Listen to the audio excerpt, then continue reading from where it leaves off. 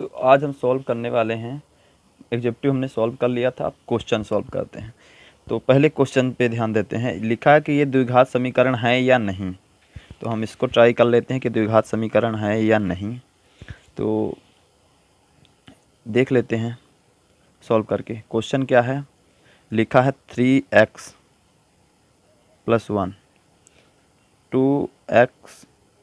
2x minus 3 क्या है 2x minus 3 बराबर दिया है 2x माइनस 5 और 2x माइनस 1।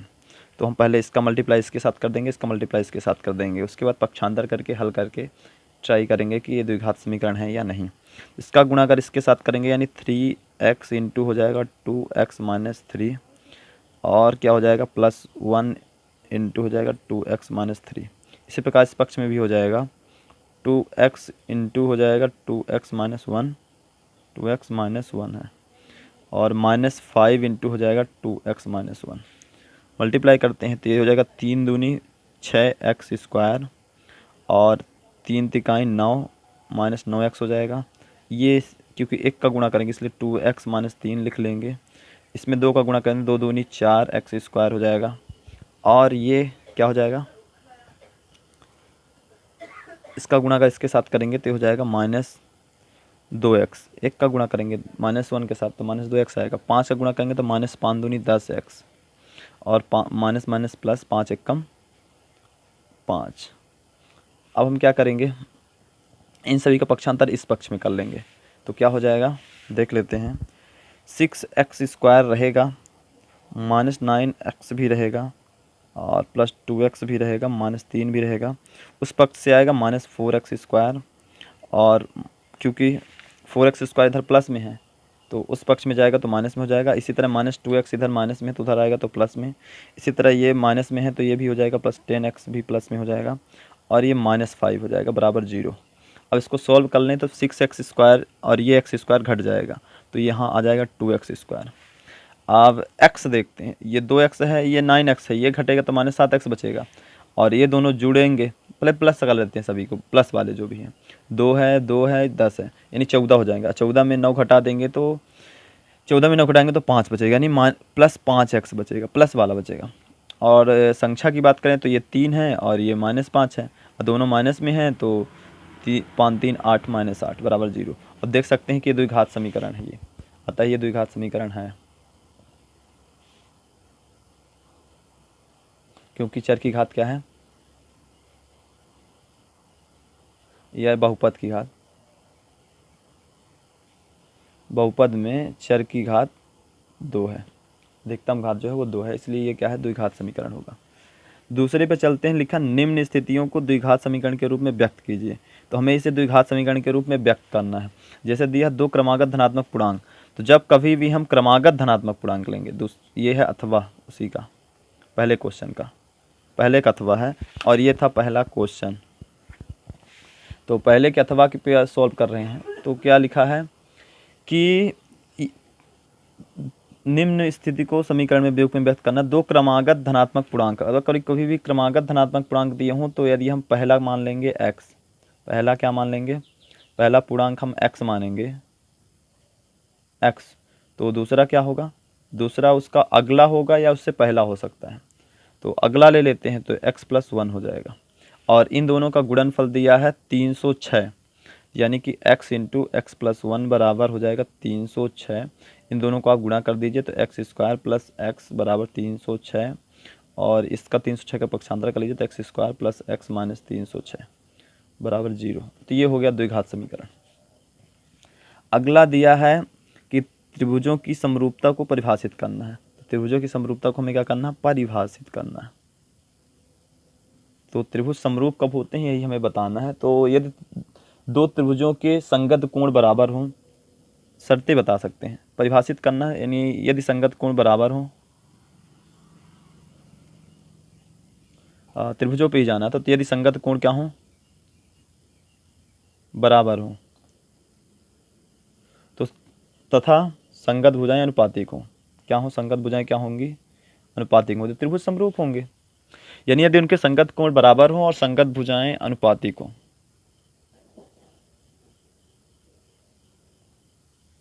अनुपातिक हो तो त्रिभुज क्या होंगे, समरूप होंगे। तो हम इसकी परिभाषा में ये लिख सकते हैं, यदि दो त्रिभुज, यदि क्या दिए हो, दो त्रिभुज जिनकी संगत कोण क्या हो, बराबर हो तथा संगत भुजा अनुपातिक हो, त्रिभुज क्या होंगे, समरूप होंगे। अगला ध्यान दे तो इसमें दो समरूप त्रिभुज दिया है, ये 7वां नंबर क्वेश्चन था। अब हम करते हैं अथवा उसी का। तो अथवा में लिखा है कि त्रिभुज दिया है DEF समरूप है त्रिभुज PQR के। तो अगर समरूप है तो क्या कहना सत्य है कि कोण D बराबर कोण R के होगा, कोण F बराबर कोण R होगा। कौन सा होगा कौन सा नहीं होगा, देख लीजिए, दोनों में R लिखा है तो हम देख लेते हैं R के समरूप है कौन। तो इसमें अगर दोनों त्रिभुज को हम समरूपता पे ध्यान दें तो PD समरूप होंगे, मतलब एक उसमें आएंगे, बराबर होंगे। E और Q बराबर होंगे, F और R बराबर होंगे। तो इसमें ये वाला बराबर नहीं होगा, ये बराबर होगा, क्योंकि संगत कोण बराबर होते हैं। क्या होते हैं, क्योंकि समरूप त्रिभुज में संगत कोण बराबर होते हैं। समरूप त्रिभुजों के संगत कोण बराबर होते हैं।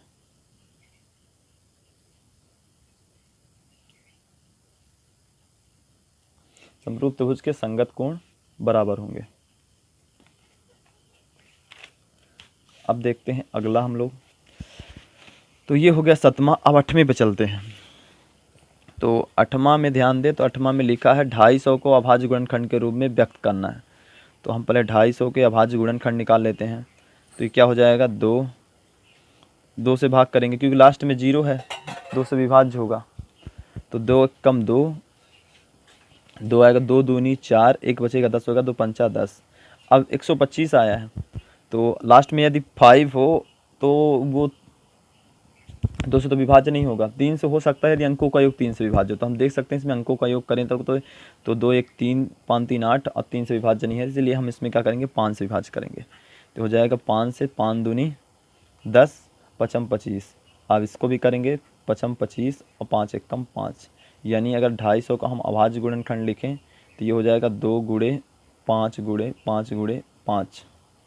और यदि इसे हम वृक्ष विधि से लिखना चाहते हैं तो हम लिख सकते थे 250 को 250, जिसके हम 2 कर देंगे भाग, 1 2 हो जाएगा, एक क्या हो जाएगा 125। फिर 125 को हमने अलग कर लिया तो ये 25 अलग हो गया, फिर 25 को हमने अलग कर दिया 5 और ये 5। तो इस तरह हम वृक्ष विधि से भी लिख सकते हैं। और ये दोनों क्या माने जाते हैं, सही माने जाते हैं, कोई वो नहीं है कि गलत है कोई। लेकिन यदि ये 2 नंबर का है तो आप इसको इस तरीके से कर सकते हैं, या भी ये तरीका है। उसे नंबर सही लेके आना है तो आपको वृक्ष विधि से ही करना पड़ेगा। अगला ध्यान दें तो 621 का व 81 का एलसीएम क्या होगा। क्वेश्चन में है 621 व 81 का एलसीएम बताना है। तो एलसीएम हम ज्ञात कर लेते हैं इसका। तो इसका एलसीएम निकालेंगे तो अभाज्य गुणनखंड के विधि से निकाल सकते हैं या फिर भाग विधि का इस्तेमाल कर सकते हैं। देखिए अभाज्य गुणनखंड अगर कहें तो 621 को पहले हमें निकालना पड़ेगा लघुत्तम। तो 6 अगर देख ले तो 1 है तो 2 से तो कटेगा नहीं, 3 देख लेते हैं, अंकों का योग कर लेते, 2 1 3 यानी कट जाएगा। 2 1 3 6 3 9 होता है, तो 3 से काटेंगे तो 3 दूनी 6 और 2 आएगा तो भाग नहीं जाएगा तो 0, 3 सत्ते 21। अभी 3 से करते हैं तो ये हो जाएगा 3 18, 2 बचेगा 27, 3 9 27। 3 से करेंगे तो 3 दूनी 6 और 3 तिकाई 9, 3 तिकाई 9 हो जाएगा और 23 से कम 23 अभाज्य संख्या है तो ये हो जाएगा। इसी प्रकार हम 81 का निकाल सकते हैं। तो 81 का 2 दूनी 2 नहीं 3 दूनी 6 और बचेगा 2 तो 21 हो जाता, 3 7 21, 3 9 27, 3 तिकाई 9, 3 1 कम 3। और एलसीएम जब कभी भी हम निकालते हैं ध्यान दीजिएगा, ये लिख देते हैं पहले अभाज्य गुणनखंड 3 गुणे 3 गुणे 3 गुणे 23 और 81 में लिखेंगे तो 3 गुणे 3 गुणे 3 गुणे 3। तो जो मैचिंग करते हैं उनको हम एक बार लेते हैं, जो मैच नहीं करते उनको लेंगे। तो पहला इसमें एलसीएम जो निकलेगा वो रहेंगे 3, कितने रहेंगे 1 2 3 ये रहेंगे और ये 23 रहेगा और 1 3 ये हो जाएगा, मतलब कि 4 3 रहेंगे और 1 23 रहेगा। और हम जानते हैं कि इन 3 तिकाएँ 9, त्रिक 27, त्रिक 81 होगा। 81 गुणे 23 कर देंगे तो इसका आंसर आ जाएगा। तो कर देते हैं 81 गुणे 23। तो 81 गुणे 23 क्या आएगा, कर देते हैं। तो ये हो जाएगा 23 एक कम मान लीजिए 23 और 23 अट्ठे कर देते हैं। तो 23 अट्ठे क्या होगा, 8 त्रिक 24 की 4, हासिल आए 2, 8 दूनी 16, 17 18, 8 त्रिक 24, 8 दूनी 16, 17 18 सही है। तो ये हो जाएगा 3 3 2 जोड़ेंगे तो 6, 4 2 6 और ये 8 और ये आ गया 18 63। तो इसका एलसीएम हो गया। अगला क्वेश्चन देख लेते हैं। तो अगला क्वेश्चन है, एक द्विघात बहुपद ज्ञात कीजिए जिसके शून्यांकों का योगफल और गुणनफल दिया है। तो ये देख लेते हैं, 9वां नंबर प्रश्न है। तो एक द्विघात बहुपद ज्ञात कीजिए जिसके शून्यांकों का योगफल और गुणनफल क्रमशः दिए हैं। तो योगफल यानी अल्फ़ा प्लस बीटा दिया है -1/4 और गुणनफल कभी भी अगर देता है तो योगफल पहले देता है, गुणनफल बाद में ही देता है। तो गुणनफल क्या दिया है, 1/4। तो इसको निकालने के लिए हम फार्मूला भी इस्तेमाल कर सकते हैं कि x² होता है -अल्फ़ा प्लस बीटा और x और प्लस होता है अल्फ़ा इंटू बीटा। इसका इस्तेमाल करें तो निकाल सकते हैं आसानी से। ये हो जाएगा x² माइनस इसके स्थान में लिखा है -1/4 इंटू एक्स हो जाएगा प्लस 1/4 हो जाएगा। हल करेंगे तो ये अब क्या कर सकते हैं, बराबर 0 लिख सकते हैं और ये माइनस का गुणा होगा तो ये हो जाएगा x² प्लस 1/4 x प्लस 1/4। ये भी लिख सकते हैं हम लोग समीकरण के रूप में। अन्यथा अगर हम ये नहीं लिखना चाहते तो हम 4 एलसीएम ले लेंगे। तो 4 एलसीएम ले लेंगे तो 4 बटे में हो जाएगा और इस 4 का यहाँ गुणा हो जाएगा। तो 4x², 4 से भाग करेंगे तो 1 आएगा यानी x बस रहेगा, ऐसे यहाँ 1 रहेगा बराबर 0। 4 का पक्षांतर कर देंगे तो हो जाएगा 4x² x प्लस 1। ये भी तो आप ये अथवा ये दोनों में से कोई भी समीकरण लिख सकते हैं, यानी ये दोनों जो लिखेंगे यही कहलाएगा द्विघात बहुपद। अगला दिया बहुपद इतने के शून्यक ज्ञात कीजिए। तो शून्यक निकालने के लिए हमें क्या करना पड़ेगा, बहुपद का गुणनखंड करना पड़ेगा। तो ये देख लेते हैं, ये दिया है x² प्लस 7x प्लस 10। तो ये देखें अगर तो क्या होगा, 10 का गुणनखंड जिसमें जोड़ने घटाने से 7 आए। तो हम जानते हैं कि 10 का गुणनखंड अगर करते हैं तो 2 गुणे 5, 5 दूनी 10 और 5 दूनी 7। इसीलिए हम इसका गुणनखंड कर देंगे तो ये हो जाएगा x² plus 5x plus 2x plus 10। और अगर अलग कॉमन ले लें तो x प्लस 5 हो जाएगा अलग, और इसमें 2 कॉमन ले लें तो ये x प्लस 5, यानी इसमें x प्लस 5 बना है और ये x प्लस 2 बना है। अगर x प्लस 5 बराबर 0 करेंगे तो x बराबर -5 आएगा, और अगर x प्लस 2 बराबर 0 करेंगे तो x बराबर -2 आएगा। यानी इसके जो शून्यक होंगे एक -5 होगा, एक -2 होगा। अगला दिया है AP के प्रथम 4 पद लिखना है जबकि प्रथम पद A है और D बराबर इतना है। देख लेते हैं 10वां नंबर क्वेश्चन भी।